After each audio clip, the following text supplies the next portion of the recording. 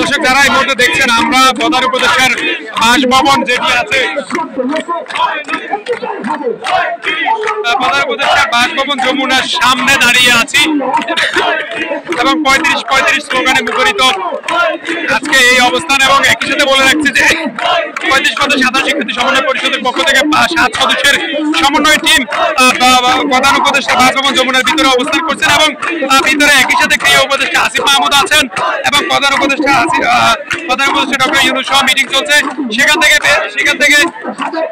থেকে বের হওয়ার পরে আসলে আনুষ্ঠানিক সংবাদ সম্মেলনের মাধ্যমে আমরা আপডেট জানাতে পারবো যে আসলে ৩৫-এর বিষয়ে কতটুকু কি সিদ্ধান্ত হচ্ছে।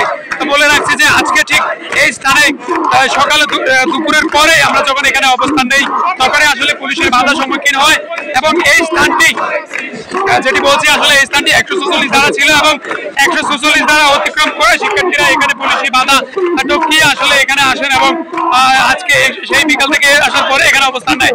যখন আসলে এখানে আসে তখন জনপ্রশাসন মন্ত্রণালয়ের সচিব বললেন যে ৭ দিনের ভিতরে বিষয়টা নিয়ে আসলে একটি সমাধান করা হবে, কিন্তু আমাদের পক্ষ থেকে আমরা সেটি প্রত্যাখ্যান করে ১ ঘন্টার আলটিমেটাম দিয়ে কামানের কাপড় পরে আসলে এখানে অবস্থানে প্রতিষ্ঠাতা।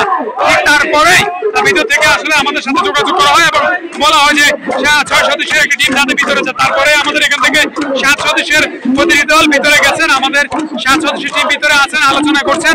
আলোচনা শেষে বাইরে আসতে আমরা আসলে বলতে পারবো। তো আপনারা যারা মন থেকে চান যে চাকরি প্রবেশের বয়সীমা ৩৫ হোক, তারা হচ্ছে আজকে আমাদের আজকের এই কর্মসূচি আজকে লাইক কমেন্ট শেয়ারের মাধ্যমে ৩৫-এর পক্ষে থাকবেন। ধন্যবাদ সবাইকে।